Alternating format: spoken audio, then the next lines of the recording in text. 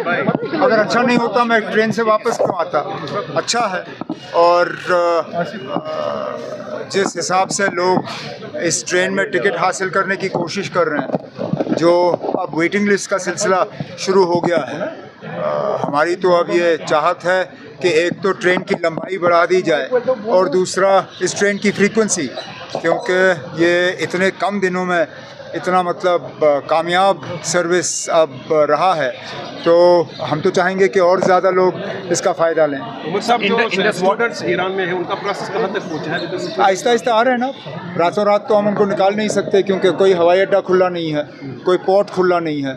उनको हम by road जो है पहले उन शहरों में ला रहे हैं जहाँ बमबारी नहीं है, और फिर वहाँ से आर्मीनिया के ज़रिए जो है उनको वापस लाने का काम किया जा रहा है। आज उम्मीद है कि 300 या 400 के आसपास स्टूडेंट्स और आ रहे हैं, जिनमें से ज़्यादातर हिस्सा जो है जम्मू कश्मीर के स्टूडेंट्स का है। उनको सही सलामत हम घर वापस ले आएंगे। और सब कोई उम्मीद नज़र आ रही है जो ईरान इजराइल में ये मुहारे की, मुझे पाकिस्तान में जब हुआ था फाइनली डायलॉग पे आना पड़ा, कुछ ऐसा है उम्मीद? मैं कह नहीं सकता हूँ। हिंदुस्तान और पाकिस्तान की बात अलग, इजराइल और ईरान की बात अलग। वैसे तो ये बमबारी शुरू होनी नहीं चाहिए थी। इससे पहले जब अमेरिका के इंटेलिजेंस के इंचार्ज से पूछा गया था कि क्या ईरान के पास न्यूक्लियर बम है, तो उन्होंने कहा कि उनको नहीं लगता है कि बहुत अरसे तक वो बना पाएंगे। लेकिन चंद ही महीनों में ईरान के ऊपर जो है इजराइल का हमला शुरू हुआ। ये हमला रुक जाना चाहिए और फिर जो मसले हैं वो बातचीत के जरिए हल हों। लेकिन जो इंडियन एम्बेसडर है उन्होंने आज कहा है ये 3 महीने से तैयारी को यूएस प्रेसिडेंट ने होस्ट किया, उस डेवलपमेंट को आप कैसे देखते हैं? और यूएस प्रेसिडेंट अपनी मर्जी का मालिक है। हम क्या उसको कह सकते हैं कि आप किसको खाने पे बुलाओगे, किसको नहीं बुलाओगे?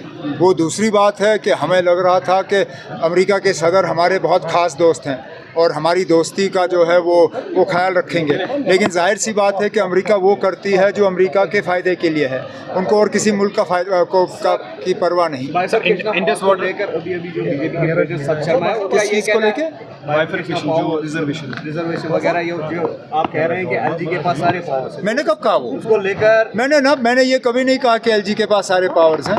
आप जम्मू कश्मीर रीऑर्गेनाइजेशन एक्ट देखिए, एलजी ने खुद कहा कि उनकी ज़िम्मेदारी जो है सिर्फ security and law and order तक है। इसलिए मैं कहता हूँ ना, अब जो बिज़नेस रूल्स कैबिनेट ने मंजूर किए हैं उनको जो है एलजी साहब दस्तखत करके वापस दें, ताकि यहाँ कोई कन्फ्यूजन ना रहे। हम खुद कहते हैं कि एलजी साहब की सिर्फ एक ज़िम्मेदारी है, वो जम्मू कश्मीर के लोगों को सुरक्षित करें, यहाँ की सिक्योरिटी का इंतज़ाम जो है वो ठीक करें, बाकी ज़िम्मेदारी हमारी है।